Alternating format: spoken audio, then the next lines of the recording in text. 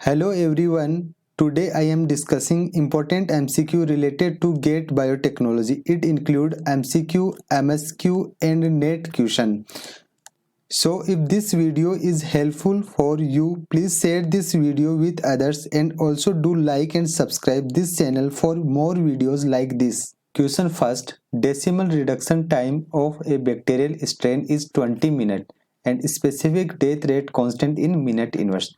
So question में आपसे specific death rate constant calculate करने के लिए बोल रहा है। तो सबसे पहले हम डिस्कस करते हैं कि डेसिमल रिडक्शन टाइम होता क्या है। एक्चुअली डेसिमल रिडक्शन टाइम को हम डी वैल्यू से भी डिनोट करते हैं और माइक्रोबायोलॉजी में ये जो डी वैल्यू या डेसिमल रिडक्शन टाइम होता है ये 90% माइक्रो ऑर्गेनिज्म या 90% बैक्टीरिया को किल करने में जो टाइम रिक्वायर्ड होता है उसी को हम डेसिमल रिडक्शन टाइम बोलते हैं। इट मीन्स अगर अपने पास पहले 100% बैक्टीरिया था तो जिस टाइम में 90% बैक्टीरिया किल हो गया और लास्ट में अपने पास कितना बैक्टीरिया बच गया 10%, तो ये जो टाइम होगा इसे ही हम क्या बोलेंगे डेसिमल रिडक्शन टाइम बोलेंगे। तो I hope decimal reduction time का कंसेप्ट आपके पास क्लियर होगा। अब हम क्वेश्चन को सोल्व करते हैं। क्वेश्चन में हमसे स्पेसिफिक डेथ रेट कांस्टेंट के बारे में बात करें और उसकी यूनिट दिया मिनट इनवर्स। तो अगर आपको फॉर्मूला कुछ भी नहीं पता और उसकी यूनिट से भी आप इस क्वेश्चन को सोल्व कर सकते हैं। तो मिनट इनवर्स जो यूनिट होती है रेट कांस्टेंट की वो फर्स्ट ऑर्डर रिएक्शन के लिए होती है और फर्स्ट ऑर्डर रिएक्शन का रेट कांस्टेंट कैलकुलेट करने का फॉर्मूला क्या होता है आपके पास K equal to 2.303 divided by time log initial concentration लेते हैं, लेकिन यहाँ पर हम किसकी बात करेंगे माइक्रो ऑर्गेनिज्म की बात करें तो बैक्टीरिया का नंबर लेंगे। जैसे ये इनिशियल बैक्टीरिया का नंबर हो गया और ये फाइनल बैक्टीरिया का नंबर हो गया। तो फाइनल बैक्टीरिया अपने पास कितना बच रहा है डेसिमल रिडक्शन टाइम के बाद 10%। तो a माइनस x की वैल्यू आपके पास 10% हो जाएगी और इनिशियल कितना बैक्टीरिया था 100% बैक्टीरिया था। तो ये क्लियर होना चाहिए आपके पास पॉइंट। और ये हम कैलकुलेट कर रहे हैं यहाँ से स्पेसिफिक डेथ रेट कांस्टेंट, इसलिए इसको KD से डिनोट करेंगे 2.303। टाइम की वैल्यू क्वेश्चन में गिवन है 20 मिनट्स। लॉग इनिशियल वैल्यू कितनी 100 और a माइनस एक्स जो क्या है final value after decimal reduction time. So इसे हम पुट करेंगे 10। तो ये 10 कहाँ से आया ये कंसेप्ट क्लियर होना चाहिए आपके पास। सो इसको कैलकुलेट करते हैं KD equal to 2.303 divided 20 log 10 और लॉग 10 की वैल्यू कितनी होती है आपके पास 1 होती है। कितनी होती है 1 होती है। सो यहाँ से KD की वैल्यू कैलकुलेट करेंगे। KD क्या है अपने पास स्पेसिफिक डेथ रेट कांस्टेंट और इसको कैलकुलेट करने पे अपने पास आएगा 0.115 मिनट इनवर्स। क्वेश्चन में आपसे पूछा है कि rounded off to decimal place, तो 2 डेसिमल प्लेस तक आपको राउंड ऑफ करना है इसको, इसलिए अप्रोक्स जो आपके पास आंसर आएगा वो होगा 0.12 minute inverse. Next question second, a solution absorbs 20% of the incident light in a cuvette of path length 1 centimeter. The amount of light transmitted by the same solution in a cuvette of 3 centimeter path length is percent. तो आपसे question में पूछा है कि जो second वाला case है जहाँ पे क्यूवेट की पाथ लेंथ 3 सेंटीमीटर दिया हुआ है वहाँ पे कितना परसेंट लाइट ट्रांसमिटेड होगा। तो इस क्वेश्चन को स्टार्ट करते हैं। यहाँ पे आपके पास 2 केस दिया हुआ है।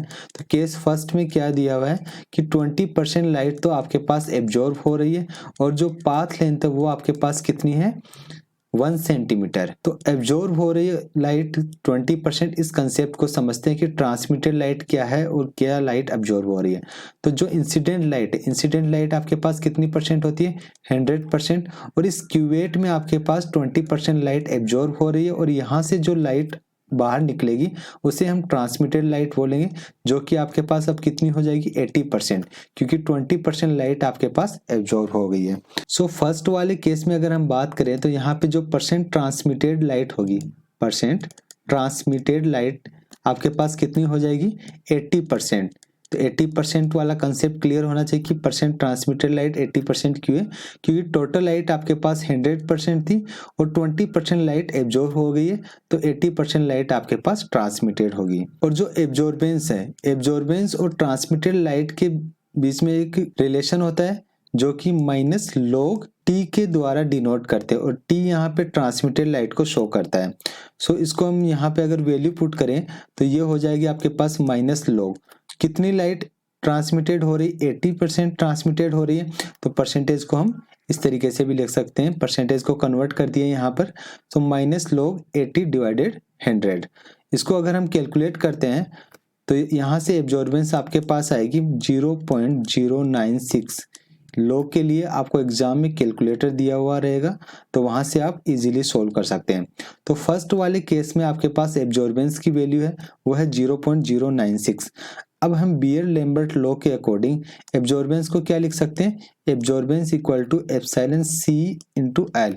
यहाँ पे एप्सिलॉन किसको डिनोट करता है, एक्सटिंक्शन कोएफिशिएंट को डिनोट करता है, और जो सी है वो कंसंट्रेशन को बताती है सॉल्यूशन की, और एल यहाँ पे पाथ लेंथ है, क्या है, पाथ लेंथ। तो यहाँ पे वैल्यू पुट करते हैं अपन फर्स्ट वाले केस के लिए। फर्स्ट वाले केस के लिए जो वैल्यू हो जाएगी 0.096 इंटू एप्सिलॉन, और कंसंट्रेशन की वैल्यू भी सेम आपके पास, और पाथ लेंथ कितना है 1.0। तो ये आपके पास हो जाएगा फर्स्ट केस के लिए।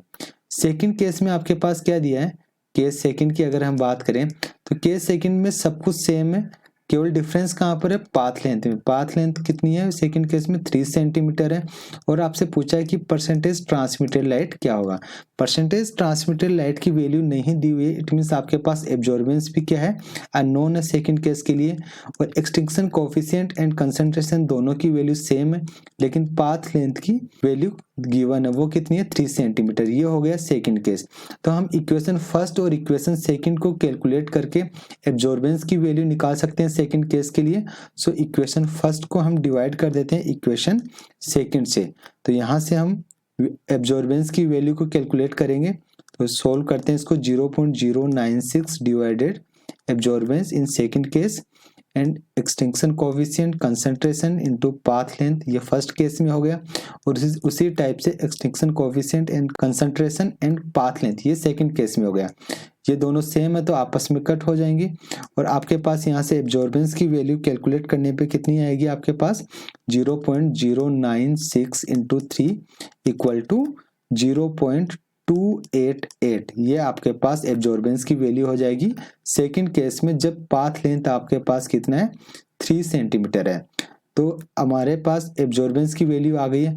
आपको करना क्या है, यहाँ पर अपन एब्जॉर्बेंस की वैल्यू कैलकुलेट किए थे, अब हमें उल्टा चलना है और परसेंटेज ट्रांसमिटेड लाइट बताना है। तो एब्जॉर्बेंस इक्वल टू क्या था, absorbance equal to minus log transmitted light, या परसेंटेज ट्रांसमिटेड लाइट भी बोल सकते हैं। So transmitted light equal to क्या हो जाएगा, 10⁻⁻A, क्योंकि जो log के बेस होता है 10 होता है, और जब इसको हम अपोजिट करेंगे तो अगर log वैल्यू को उठाएंगे तो ये एक किस में चला जाएगा, पावर में चला जाएगा, और log के आपके पास नेगेटिव में, तो ट्रांसमिटेड लाइट हो जाएगी आपके पास 10⁻⁻A। तो ये सिंपल मैथ थी आपके पास। अब यहाँ पे वैल्यू पुट करते हैं, क्योंकि एब्जॉर्बेंस की वैल्यू हमें पता है। एब्जॉर्बेंस की वैल्यू कितनी है आपके पास, एब्जॉर्बेंस की वैल्यू है आपके पास माइनस 0.288।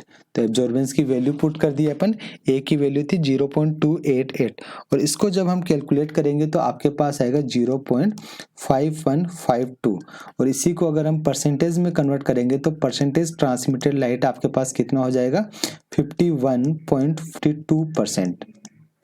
तो ये क्वेश्चन बियर लैम्बर्ट लॉ का बेस्ट क्वेश्चन है।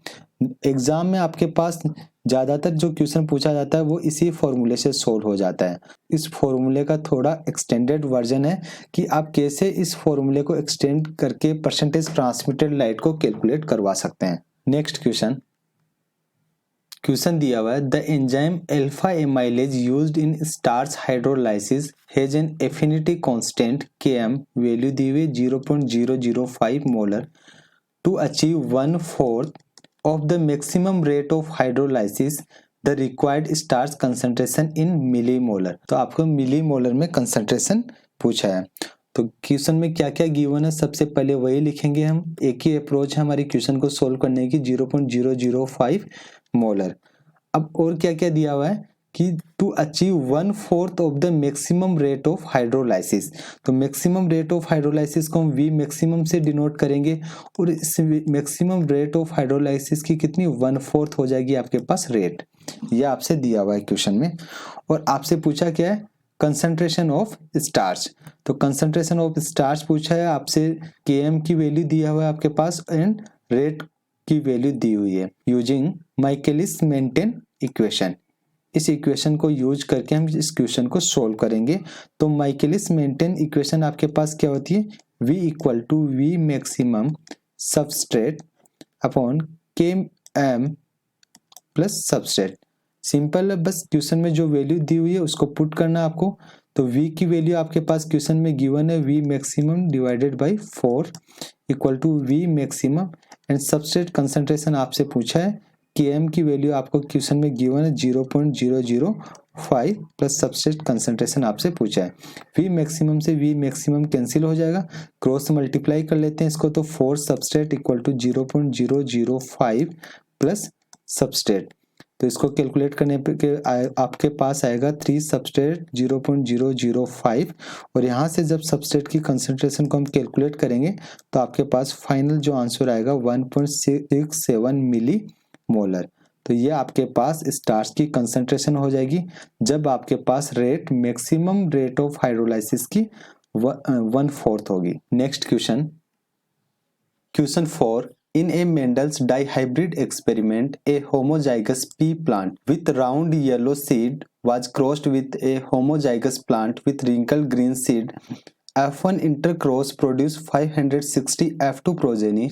So the number of F2 progeny having both dominant trait round and yellow. तो क्वेश्चन में आपको 2 होमोजाइगस पी प्लांट दिए हुए हैं और उनको क्रॉस करने पे आपके पास 560 F2 प्रोजेनी प्रोड्यूस होती है। तो आपको उन 560 प्रोजेनी में से वो प्रोजेनी बतानी है जो डोमिनेंट ट्रेट को शो करती है। तो इस क्वेश्चन को सोल्व करने से पहले हम मेंडल डाइहाइब्रिड एक्सपेरिमेंट की बात करते हैं। हमें एक पेरेंट दिया है जो राउंड येलो कैरेक्टर को शो करता है और वो होमोजाइगस नेचर का, इसलिए हम दोनों ट्रेट को डोमिनेंट ले रहे हैं। और जो दूसरा ट्रेट दिया है वो रिंकल ग्रीन है जो कि रिसेसिव ट्रेट है और वो भी होमोजाइगस शो करता है। तो हम यहाँ पे जीनोटाइप जो है वो स्मॉल r और स्मॉल y की फॉर्म में ले रहे हैं। दोनों को जब हम क्रॉस करवाएंगे तो अपने पास F1 प्रोजेनी प्रोड्यूस होगी। F1 प्रोजेनी में जो फिनोटाइप होगा वो आपके पास राउंड होगा और क्या होगा, राउंड एंड येलो, क्योंकि यहाँ पे दोनों डोमिनेंट ट्रेट प्रेजेंट है। और जब हम F1 प्रोजेनी को इंटरक्रॉस करवाते हैं, क्या करवाते हैं, इंटरक्रॉस या फिर इसे सेल्फ पॉलिनेशन भी बोलते हैं, तब हमारे पास F2 प्रोजेनी प्रोड्यूस होती है। F1 प्रोजेनी को जब इंटरक्रॉस करवाते हैं तो जो गेमिट फॉर्म होते हैं, गेमिट कौन कौन से होंगे, गेमिट आपके पास इस तरीके से प्रोड्यूस किए जाते हैं, R और स्मॉल y। उसी टाइप से जो स्मॉल r वाली जीन है वो भी कैपिटल Y और स्मॉल y से इंटरेक्ट करेगी। तो यहाँ से आपके पास टोटल जो गेमिट होंगे वो आपके पास 4 गेमिट फॉर्म होंगे। तो गेमिट फॉर्म करने का कंसेप्ट आपके पास क्लियर होना चाहिए कि गेमिट कैसे फॉर्म करते हैं, स्मॉल r y। और गेमिट कैलकुलेट करने का एक फॉर्मूला भी होता है जिसे हम 2 की पावर n से कैलकुलेट करते हैं। और यहाँ पे जो n है वो डिनोट करता है कितना आपके पास हेट्रोजीनस जीन है, और यहाँ पे जो हेट्रोजीनस जीन है वो आपके पास 2 है, तो 2 की पावर होगी 2 इक्वल टू 4। तो इट मीन्स यहाँ पे गेमिट जो फॉर्म होंगे वो 4 गेमिट फॉर्म होंगे। तो जो गेमिट है वो आपके पास capital R capital Y capital R small y small r capital Y and small r small y, ये आपके पास गेमिट हो गए हैं। इन गेमिट को जब हम आपस में क्रॉस करेंगे तो आपके पास एक जीनोटाइप मिलेगा और इस टाइप से जो टोटल जीनोटाइप का कॉम्बिनेशन होगा आपके पास वो कितना हो जाएगा, यहाँ से 16 जीनोटाइप का कॉम्बिनेशन होगा। और इन 16 जीनोटाइप के कॉम्बिनेशन में से आपसे क्वेश्चन में पूछा है कि वो जीनोटाइप ढूंढना है जो दोनों डोमिनेंट कैरेक्टर शो करे। कौन सा कैरेक्टर शो करे, डोमिनेंट कैरेक्टर। तो यहाँ पे डोमिनेंट कैरेक्टर शो करने के लिए एटलीस्ट उनके पास एक डोमिनेंट जीन प्रेजेंट होनी चाहिए राउंड के लिए और एक डोमिनेंट जीन प्रेजेंट होनी चाहिए येलो ट्रेट के लिए। तो जो पहला जीनोटाइप होगा यहाँ पे कैपिटल R आपके पास राउंड को शो कर रहा है और कैपिटल Y येलो को शो कर रहा है, इट मीन्स ये भी डोमिनेंट है आपके पास। यहाँ भी कैपिटल R और कैपिटल Y प्रेजेंट है तो ये भी दोनों डोमिनेंट कैरेक्टर को शो करेगा। यहाँ भी कैपिटल R और कैपिटल Y है, इट मीन्स ये भी डोमिनेंट कैरेक्टर को शो करेगा। और यहाँ कैपिटल R और कैपिटल Y है तो ये भी डोमिनेंट कैरेक्टर को शो करेगा। यहाँ भी कैपिटल R कैपिटल Y है। तो आपको इन टोटल 16 जीनोटाइप से वो जीनोटाइप फाइंड आउट करना है जहाँ पे दोनों capital R and capital Y gene present है। तो इस टाइप से हम कैलकुलेट कर लेंगे कि कौन सी F2 प्रोजेनी ऐसी है जहाँ पे दोनों डोमिनेंट कैरेक्टर प्रेजेंट है। तो टोटल यहाँ से अगर हम कैलकुलेट करें तो आउट ऑफ 16 टोटल 9 ऐसी प्रोजेनी है जो आपके पास डोमिनेंट कैरेक्टर शो करती है। अब हम अपने क्वेश्चन पे चलते हैं। तो मेंडल का डाइहाइब्रिड जो रेशियो है F2 प्रोजेनी का वो क्या होता है 9:3:3:1 और इसमें से जो 9 प्रोजेनी है वो ऐसी है जो दोनों डोमिनेंट कैरेक्टर शो करती है। It means 9 progeny out of 16 ऐसी है जो दोनों ट्रेड जो होते हैं वो डोमिनेंट होते हैं, मतलब it means both dominant trade. तो ये कंसेप्ट आपके पास क्लियर होना चाहिए कि कैसे हम डोमिनेंट ट्रेड को कैलकुलेट करेंगे। अब यहाँ पे आपके पास टोटल नंबर जो F2 प्रोजेनी का दिया है वो कितना है 560, ये टोटल नंबर है। इस 560 जो टोटल नंबर है इसमें से ये जो 9/16 जो प्रोजेनी है वो क्या शो कर रही है डोमिनेंट ट्रेड शो कर रही है, both dominant trade. It means इसका जो नंबर होगा वो कैसे कैलकुलेट करेंगे 9:16, 16 में से 9 तो 516 में से कितना होगा इसको हम कैलकुलेट कर लेंगे। इसको कैलकुलेट करने पे आपके पास जो आंसर आएगा वो आएगा 315। इट मीन्स 315 ऐसी प्रोजेनी है जो दोनों डोमिनेंट ट्रेड शो करती है F2 प्रोजेनी में। नेक्स्ट क्वेश्चन 5 दिया हुआ है a PCR in a 100 microlitre reaction volume containing 2 primers at a concentration of 0.2 micromolar each is set up to amplify a 250 base pair DNA fragment. Consider the average molecular weight of one base pair as 660 Dalton. If the primer are fully consumed by the end of the reaction, the amount of final PCR product formed is microgram. तो आपको final PCR product की amount बतानी है, वो भी microgram unit में। Question में आपको पीसीआर रिएक्शन का वॉल्यूम दिया है, प्राइमर की कंसंट्रेशन दी हुई है, टोटल बेस पेयर दिया हुआ है और वन बेस पेयर का मोलिकुलर वेट दिया हुआ है। तो इन चारों डाटा को आपस में कोरिलेट करके आपको क्वेश्चन का आंसर निकालना है। तो हम किस क्वेश्चन को सोल्व करते हैं। तो सॉल्यूशन में जब भी आप करोगे तो सबसे पहले गिवन लिख लेंगे कि रिएक्शन का वॉल्यूम क्या है। तो यहाँ पे अगर प्राइमर की कंसंट्रेशन 0.2 माइक्रोमोलर आपको गिवन है, 0.2 माइक्रोमोलर अगर प्राइमर की कंसंट्रेशन है और वॉल्यूम आपके पास गिवन है, तो यहाँ से हम प्राइमर के मोल्स को कैलकुलेट कर सकते हैं। So number of moles of primer की बात करें, so moles of primer, mole of primer क्या हो जाएंगे आपके पास, मोल्स ऑफ प्राइमर हो जाएंगे आपके पास। मोलेरिटी के फॉर्मूले को हम यूज कर रहे हैं, मोलेरिटी इक्वल टू होता है number of moles divided volume. तो नंबर ऑफ मोल्स को कैसे कैलकुलेट करेंगे, मोलेरिटी इनटू वॉल्यूम। तो ये सिंपल फॉर्मूला है। सो 0.2 माइक्रोमोलर ये आपके पास मोलेरिटी दी हुई है, इसको वॉल्यूम से मल्टीप्लाई कर रहे हैं, वॉल्यूम आपके पास दिया हुआ है 100 माइक्रोलीटर और 1 माइक्रो इक्वल टू कितना होता है 10⁻⁻6 के इक्वल होता है। किसके इक्वल होता है 10⁻⁻6। तो यहाँ पे आपके पास 2 माइक्रो दिया हुआ है, 1 माइक्रो यहाँ पर, 1 माइक्रो यहाँ पे, तो इसको हम लिख सकते हैं 10⁻⁻12 है। यहाँ तक क्लियर होना चाहिए। उसके बाद 0.2 दिया हुआ और 100, इसको हम मल्टीप्लाई करेंगे तो आपके पास ये आएगा 20 इंटू 10⁻12 मोल्स। इसी को हम ऐसे भी लिख सकते हैं 2 इंटू 10⁻11 मोल्स। यह आप प्राइमर के मोल्स को कैलकुलेट कर लिए। जब आपके पास मोल्स है तो मोल से हम किस पे जा सकते हैं, नंबर पे जा सकते हैं कि प्राइमर का नंबर क्या होगा। तो नंबर ऑफ प्राइमर, जब भी हम मोल से नंबर पे जाते हैं तो किससे मल्टीप्लाई करते हैं, अवोगाड्रो नंबर से मल्टीप्लाई करते हैं मोल्स को। तो मोल आपके पास दिया हुआ है 2 इंटू 10⁻11 और जो अवोगाड्रो नंबर है वो कितना होता है आपके पास 6.023 इंटू 10⁻23। ये सिंपल मोल कंसेप्ट को यूज ले रहा है इस क्वेश्चन में। तो दोनों को जब हम मल्टीप्लाई करेंगे तो आपके पास नंबर ऑफ प्राइमर मॉलिक्यूल आ जाएंगे 1.2 इंटू 10⁻13। अब नेक्स्ट जो डाटा क्वेश्चन में दिया हुआ है वो ये है कि आपको 250 बेस पेयर का जो डीएनए फ्रेगमेंट है उसको एम्पलीफाई करना है। इट मीन्स उस डीएनए फ्रेगमेंट में आपके पास कितने बेस पेयर हैं, टोटल 250 बेस पेयर हैं। सो हम पीसीआर रिएक्शन के एक साइकिल में टोटल अमाउंट ऑफ डीएनए जो प्रोड्यूस होगा उसको कैलकुलेट करेंगे कि टोटल अमाउंट ऑफ डीएनए कितना प्रोड्यूस हो रहा है। So total amount of DNA कैसे प्रोड्यूस होगा यहाँ पे पीसीआर रिएक्शन में कि जितना प्राइमर है वो टोटल कंज्यूम हो रहा है। तो नंबर ऑफ प्राइमर आपको दिया हुआ कितना 1.2 इंटू 10⁻13 इतना प्राइमर कंज्यूम हो रहा है रिएक्शन में। किसको एम्पलीफाई कर रहा है, तो 250 बेस पेयर के डीएनए को एम्पलीफाई कर रहा है। तो बेस पेयर ले रहे हैं, 1 बेस पेयर का मोलिकुलर वेट कितना है, 660 डाल्टन है। तो इससे हम कैलकुलेट कर लेंगे कि आपके पास कितना total amount of DNA produce हो रहा है आफ्टर पीसीआर साइकिल। सो इसको कैलकुलेट करते हैं अपन। तो यहाँ से जब इसको मल्टीप्लाई करके कैलकुलेट करेंगे तो आपके पास आंसर जो होगा वो आएगा 1.98 इंटू 10⁻18। लेकिन इसकी जो यूनिट होगी वो क्या होगी, डाल्टन में। और आपको क्वेश्चन के आंसर किस में पूछा है, माइक्रोग्राम में।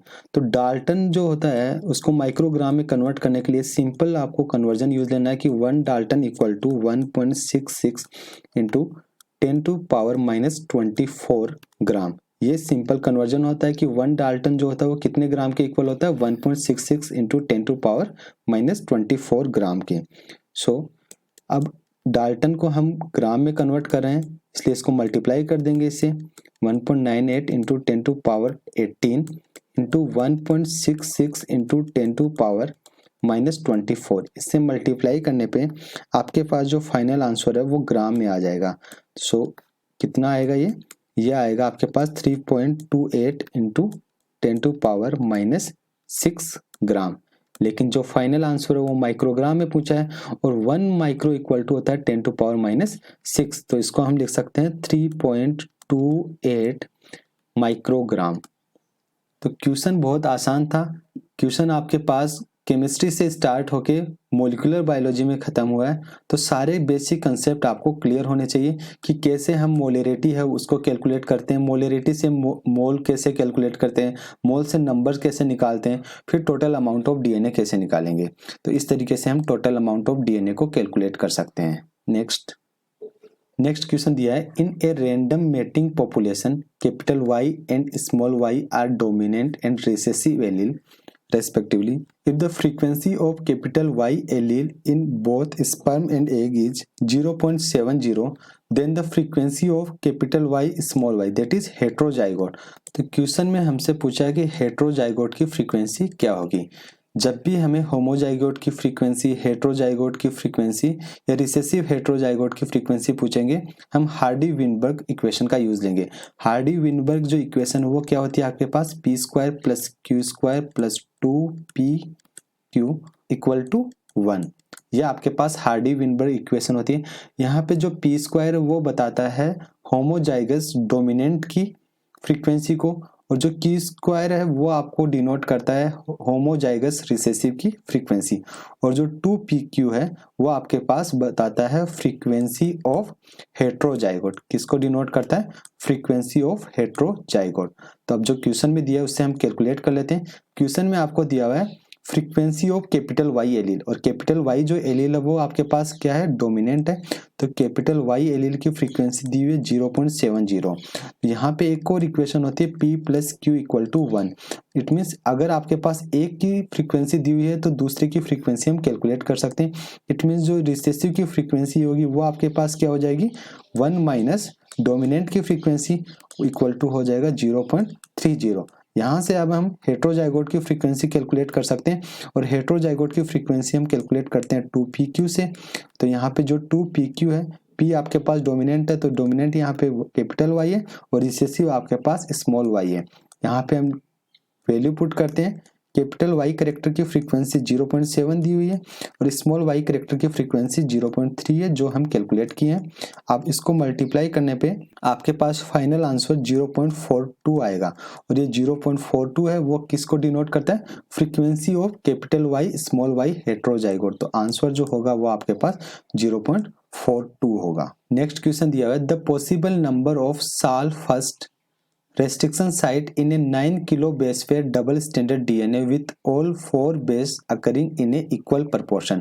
और आपको बताना है कि कितने पॉसिबल नंबर ऑफ साल फर्स्ट रेस्ट्रिक्शन साइट्स होगी इन 9 kilo base pair DNA fragment में। तो सबसे पहले आपको पता होना चाहिए कि जो साल फर्स्ट रेस्ट्रिक्शन एंजाइम है वो 6 बेस पेयर की रेस्ट्रिक्शन साइट प्रेजेंट होती है। रेस्ट्रिक्शन साइट जो साल फर्स्ट एंजाइम के लिए है वो है GTCGAC। ये 5 प्राइम हो गया, ये 3 प्राइम हो गया, और जो रेस्ट्रिक्शन साइट है वो पेलिंड्रोमिक होती है। इट मीन्स जो इसका अपोजिट स्टैंड होगा वो क्या हो जाएगा आपके पास, CAGCTG। और जो साल्फास्ट रेस्ट्रिक्शन एंजाइम है वो कहाँ कट करता है, जी और टी के बीच में कट करता है। तो ये साल्फास्ट रेस्ट्रिक्शन एंजाइम से जुड़े कुछ इंपॉर्टेंट फैक्ट्स हो गए। अब क्वेश्चन में आपको कैलकुलेट करना है कि ये टोटल पॉसिबल नंबर ऑफ साल्फास्ट restriction site in a 9 kilo base pair DNA. तो जब भी हम इस टाइप का क्वेश्चन देखेंगे तो सबसे पहले हम कैलकुलेट करेंगे कि फ्रीक्वेंसी ऑफ रेस्ट्रिक्शन एंजाइम जो भी आपको दिया हो उसकी रेस्ट्रिक्शन साइज की क्या फ्रीक्वेंसी है, कि कितनी फ्रीक्वेंसी पे वो कट करता है। तो फ्रीक्वेंसी कट करने के लिए सिंपल आपके पास फॉर्मूला होता है 4⁴n, और यहाँ पे जो n है वो किसको डिनोट करता है कि उसकी रेस्ट्रिक्शन साइट कितने बेस पेयर की है। तो यहाँ पे जो रेस्ट्रिक्शन साइट है वो 6 बेस पेयर की है।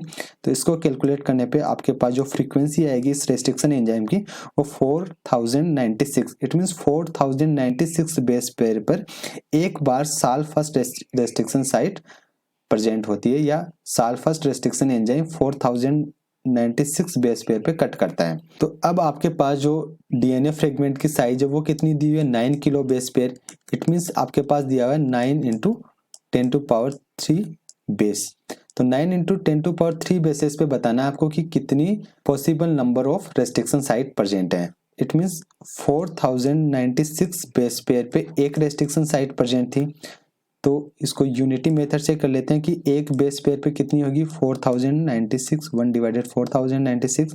तो 9 × 10⁻³ बेस पेयर पे कितनी प्रेजेंट होगी आपके पास रेस्ट्रिक्शन साइट। तो ये आपके पास, इसको हम कैलकुलेट कर लेंगे, और कैलकुलेट करेंगे तो आपके पास जो आंसर आएगा वो कितना आएगा, अप्रोक्स आएगा आपके पास 2.19। इसको हम लिख सकते हैं 2। इट मीन्स अप्रोक्स आपके पास 2 रेस्ट्रिक्शन साइट प्रेजेंट होगी 9 kilo base pair DNA fragment पे।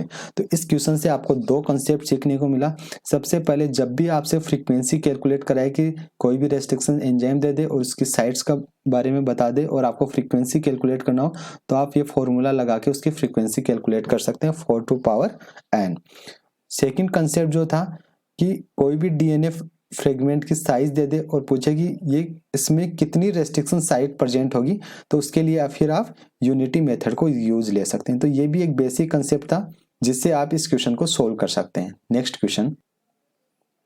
क्वेश्चन दिया है, which of the following statement is correct about agrobacterium tumefaciens. तो सबसे पहले हम एग्रोबैक्टीरियम ट्यूमिफेसियंस के कुछ कैरेक्टर को डिस्कस कर लेते हैं कि एग्रोबैक्टीरियम ट्यूमिफेसियंस जो बैक्टीरिया उसका क्या क्या कैरेक्टर होता है। जनरल पॉइंट जो एग्रोबैक्टीरियम ट्यूमिफेसियंस से रिलेटेड है, ये जो होता है बैक्टीरिया वो कैसा होता है, ग्राम नेगेटिव बैक्टीरिया होता है। कौन सा बैक्टीरिया होता है, ग्राम नेगेटिव बैक्टीरिया होता है। इसकी जो शेप होती है वो किस शेप में होता है, रोड शेप्ड बैक्टीरिया होता है। कौन सा बैक्टीरिया होता है, रोड शेप्ड बैक्टीरिया होता है। ये कहाँ प्रेजेंट होता है, ये सोइल में प्रेजेंट होता है। मोस्ट अबेंडेंट अमाउंट में ये सोइल में प्रेजेंट होता है। और किसको इन्फेक्ट करता है, डाइकोट प्लांट को इन्फेक्ट करता है। मोनोकोट प्लांट को एग्रोबैक्टीरियम ट्यूमिफेसियंस इन्फेक्ट नहीं करता है, तो डाइकोट प्लांट को ये इन्फेक्ट करता है। ये भी इंपॉर्टेंट पॉइंट है। जो एग्रोबैक्टीरियम ट्यूमिफेसियंस है उसके पास एक ट्यूमर इंड्यूसिंग प्लाज्मिड प्रेजेंट होता है जिसे हम टीआई प्लाज्मिड बोलते हैं। और ये जो टीआई प्लाज्मिड है वो किसके लिए रेस्पॉन्सिबल है, it is responsible for crown gall tumour. किसके लिए रेस्पॉन्सिबल है, ये क्राउन गॉल ट्यूमर के लिए टीआई प्लाज्मिड रेस्पॉन्सिबल होता है। सेकंड, जब भी क्राउन गॉल ट्यूमर होता है उस दौरान टीआई प्लाज्मिड से एक टी डीएनए सेगमेंट होता है। टीआई प्लाज्मिड के पास क्या होता है, टी डीएनए सेगमेंट होता है। यहाँ टी का मतलब ट्रांसफर है, तो टीआई प्लाज्मिड का टी डीएनए सेगमेंट किसके अंदर इंटर करता है, प्लांट सेल के अंदर इंटर करता है। और फिर वो क्या काउज करता है, ट्यूमर्स को काउज करता है। प्लांट में क्या काउज करता है, ट्यूमर। तो जो ट्यूमर काउज होता है वो टीआई प्लाज्मिड के कारण काउज होता है, क्योंकि टीआई प्लाज्मिड के पास क्या होता है, टी डीएनए होता है, और ये टी डीएनए प्लांट्स में इंटर करके ट्यूमर काउज करता है। ये जो टी डीएनए इसके पास 3 जीन प्रेजेंट होते हैं। कौन कौन सी जीन प्रेजेंट होती है, एक जो जीन होती है वो ऑक्सिन को इनकोड करती है। सेकंड जो जीन होती है वो साइटोकाइनिन प्लांट हार्मोन को इनकोड करती है। और थर्ड जो जीन है वो ओपाइंस को इनकोड करने वाली जीन प्रेजेंट होती है। अब हम अपने क्वेश्चन में डिस्कस करते हैं कि क्या क्या स्टेटमेंट दिया हुआ है। फर्स्ट स्टेटमेंट दिया हुआ है, it causes crown gall disease in dicotyledonous plant. तो फर्स्ट स्टेटमेंट आपके पास करेक्ट है। Second statement, it is gram positive soil bacterium.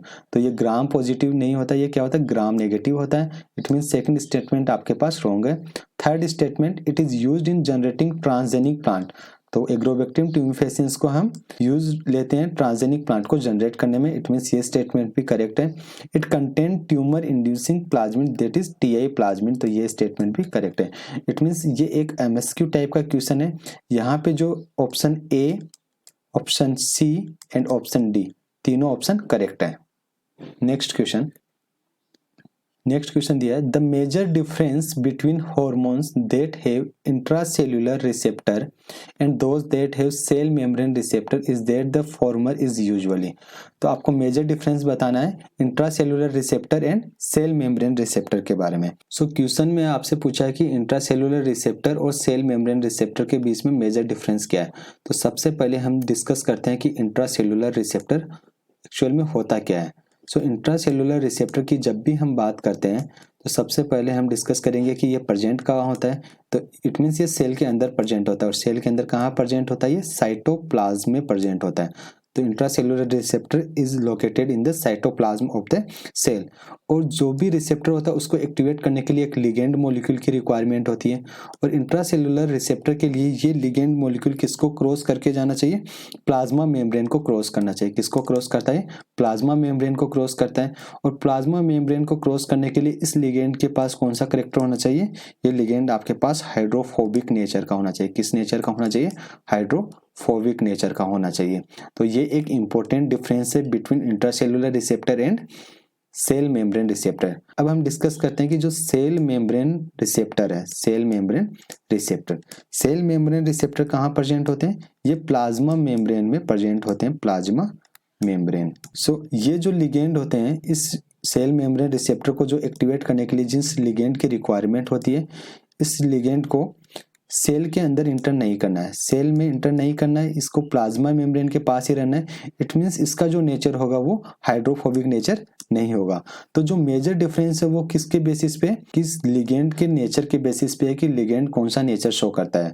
तो इंट्रासेल्युलर रिसेप्टर का जो लिगेंड है वो हाइड्रोफोबिक नेचर में होता है। तो इस क्वेश्चन का जो आंसर होगा वो ऑप्शन डी। नेक्स्ट क्वेश्चन दिया है a patient suffering from allergy has been advised to take antihistamine drug which one of following biological process is most likely to be the reason for the allergy. First option दिया है mast cell degranulation, second option दिया है thymocyte maturation, third option दिया है somatic hyper mutation, fourth option दिया है बाइस्टेंडर lysis. तो चारों ऑप्शन एकदम एक दूसरे से डिफरेंट है, इसलिए हम डिस्कस कर लेते हैं। वैसे क्वेश्चन बहुत इजी है, एक एक ऑप्शन को डिस्कस करते हैं।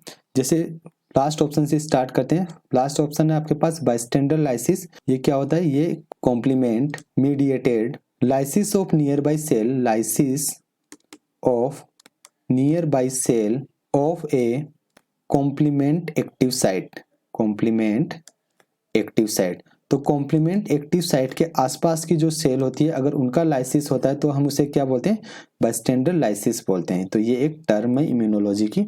सेकंड जो दिया हुआ आपके पास सोमेटिक हाइपर म्यूटेशन। तो सोमेटिक हाइपर म्यूटेशन क्या होता है, ये आपके पास जो भी एंटीबॉडी होती है, एंटीबॉडी के वेरिएबल रीजन में जब पॉइंट म्यूटेशन होता है जिसके थ्रू वो क्लास स्विच करती है, तो उस प्रोसेस को हम क्या बोलते हैं, सोमेटिक हाइपर म्यूटेशन बोलते हैं। नेक्स्ट ऑप्शन दिया थाइमोसाइट मैच्योरेशन। थाइमोसाइट मैच्योरेशन क्या होता है, production of functioning T cell. तो फंक्शनिंग टी सेल को प्रोड्यूस करने को हम क्या बोलते हैं, थाइमोसाइट मैच्योरेशन। और फर्स्ट ऑप्शन दिया मास्ट सेल डीग्रेन्युलेशन। तो मास्ट सेल डीग्रेन्युलेशन क्या होता है, जो एंटीहिस्टामिन ड्रग होती है, एंटीहिस्टामिन ड्रग का क्या काम होता है, मास्ट सेल डीग्रेन्युलेशन को ब्लॉक कर देती है। ब्लॉक क्यों करती है, क्योंकि जब मास्ट सेल का डीग्रेन्युलेशन होता है तो वो एक मॉलिक्यूल को प्रोड्यूस करती है जिसे स्टामिन बोलते हैं, और ये स्टामिन मॉलिक्यूल किसके लिए रेस्पॉन्सिबल होता है, एलर्जी के लिए रेस्पॉन्सिबल होता है। तो इस स्टामिन मॉलिक्यूल के प्रोडक्शन को कम करने के लिए हम एंटीहिस्टामिन ड्रग लेते हैं, और ये एंटीहिस्टामिन ड्रग ब्लॉक कर देती है मास्ट सेल डीग्रेन्युलेशन को। सो इस क्वेश्चन के लिए जो करेक्ट ऑप्शन होगा वो होगा ऑप्शन ए। अगर आप इसी तरीके कंसेप्चुअल क्वेश्चन को सोल्व करना चाहते हैं तो आप इस चैनल को सब्सक्राइब कर लीजिए, और डिस्क्रिप्शन में आपको टेलीग्राम चैनल की लिंक दी हुई है, वहाँ पे जाके टेलीग्राम चैनल को ज्वाइन कर लीजिए। वहाँ पे डेली क्विज होते हैं बायोटेक्नोलॉजी से रिलेटेड, तो उसको भी आप अटेम्प्ट करके अपनी तैयारी को और बेहतर कर सकते हैं। Thank you. हमारे द्वारा दी गई इन्फॉर्मेशन यूजफुल लगी हो तो वीडियो को लाइक करें और चैनल को सब्सक्राइब करें।